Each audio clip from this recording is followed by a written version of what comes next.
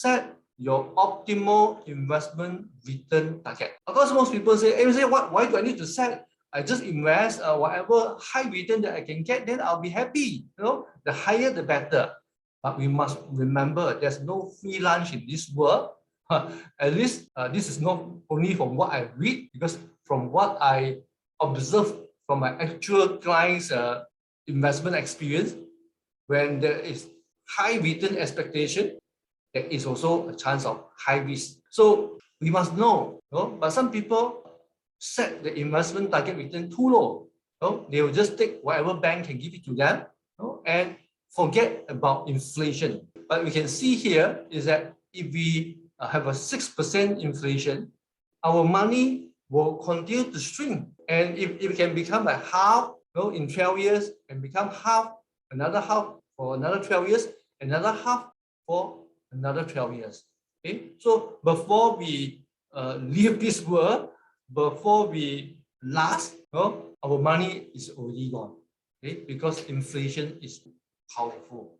Okay, and I want to also share here that recently I got a client who told me, Mr. Yap, you say a statement like this, that the fear of losing money will make us really lose money.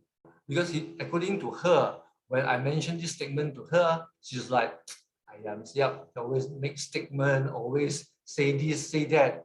She didn't really bother. Because when I say that, I know she inherited about a few millions from the father, the late father. And she put all this money in the bank. Why? Because she seldom invests, even though she's a corporate lady. She very scared that if she were to take this money to invest, then she will lose the money. So that's why for a few years, the money has been in the bank, and until I think somewhere last quarter or last year, she came to see me and was like, I cannot tahan anymore. Because you are right, for the past few years, the interest rate that offered by FD has been going down, and until the point last year, she cannot tahan anymore. She said that she cannot agree more to me that this fear of her of losing money make her really lose money. So that's why I would always suggest to say that the fear of losing money is a normal psychology that any human being has. I would say this particular client, she has this fear, and I would admit also, I also have the fear of losing money. But what's the difference between her and me? For her, she just let the fear of losing money overwhelm her, and she cannot do anything because she's still so fearful. She got no way out, no methodology to solve, to address this fear. But for me, or like what I've done for many clients, is that I confront the fear. I do not want to lose money, but I find methods that can reduce risk. I find methods that can enhance return without taking too much risk. So basically, I found a way to overcome this fear to invest. And guess what? When I overcome the fear of losing money, I don't lose money. I make money. So this is a very interesting situation. Do not let the fear of losing money make you lose even more money. Okay. Now, what if a situation whereby your return is too high? You target 10%, 20%, or 30%. And I remember last year, or the year before, when people were so hot in investing in rubber glove stock, people say 10% return, 20% return. That's too low, man. I'm looking at 50% return. I'm looking at 100% return. Of course, when market is hot, everybody has changed their investment target return. I can share a case also here. I got a client also from our advisor. The reason why, because now I service less client. In fact, I stopped taking new client anymore for your information. So, but I can share these cases of my advisor because we all always study the cases together. So this particular client of my advisor, after 3-4 years engaging Brinkman, getting about not too bad return, about 7 to 8% annualized return. So one day he complained to my advisor. I guess I think somewhere 1 year, 1.5 years ago, that I think the return is too low. I think if I could invest somewhere else, like for example, share market, I can achieve higher return, much more higher return than you. So this particular time start to withdraw, whatever investment done through Wigman and go into the share market. Just maybe 3 months ago, he called my advisor back. So, Miss Advisor, can I meet up with you? Because I want to re-engage you for the service. So my advisor asked him, why? Why is it so? And he told my advisor that for the past 1.5 years, he has taken the money from what he invested through us and put in share market. And he was like many share investors, put his money into rather growth stock.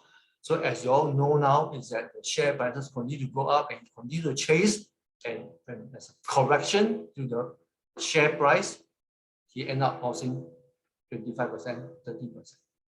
So we suddenly wake up to see that, hey, my purpose is supposed to make even more money than Wigman, but I end up losing money. And he also knows, because we have shown this slide to him before, if you want to gain a 10% return for your investment, but if in the first year, if you happen to lose 30%, then it means that next 4 years, you got to achieve 23%, 23%, 23%, and 23% for the next 4 years for you to equal to the original target of 10% target. So I would say this client is rather smart, or maybe he has got experience of working with an experienced financial planner. He would not want to wait until his losses become 50%. Then he'll be in a more dire situation to recover. So when he's at 30% loss already, he probably want to cut the position. He's lost, don't know what to do, come back to a financial planner, relook at the plan, and try to get himself back on track to financial freedom again. So that's why be very careful when you aim for high return, or you go for investment that promise you high return. You can see this old man again, Warren Buffett. Warren Buffett also say another powerful statement. He said, rule number 1 in investing is never lose money. Rule number 2 to investing is to refer to rule number 1. Obviously, Warren Buffett knows when you lost money, when you lost a lot of money, it's very difficult for you to salvage the situation. So that's why I would say set an optimum investment return target, not too high, not too low. If you ask me yourself, how do I set that optimal investment return target?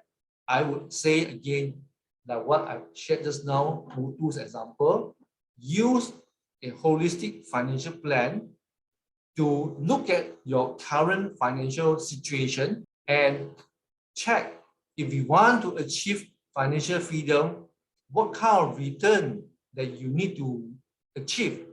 Okay, whether it's 8%, whether it's 9%, or whether it's only 6.5% every year for you to achieve your financial freedom. Okay, do not just follow people's suggestion to say that 10% is good, 12% is good. Some people say if I do value investing, I can achieve 20% like Warren Buffett. Don't follow that, because that is not what you need based on your situation. Okay, importantly, do a holistic financial plan for yourself. You will be pleasantly surprised to find out that for most of the middle class in Malaysia, you do not really need double-digit return to achieve your financial freedom. I hope this is the first good news that I can ever share to you. If money is important to you, please remember to subscribe to my channel.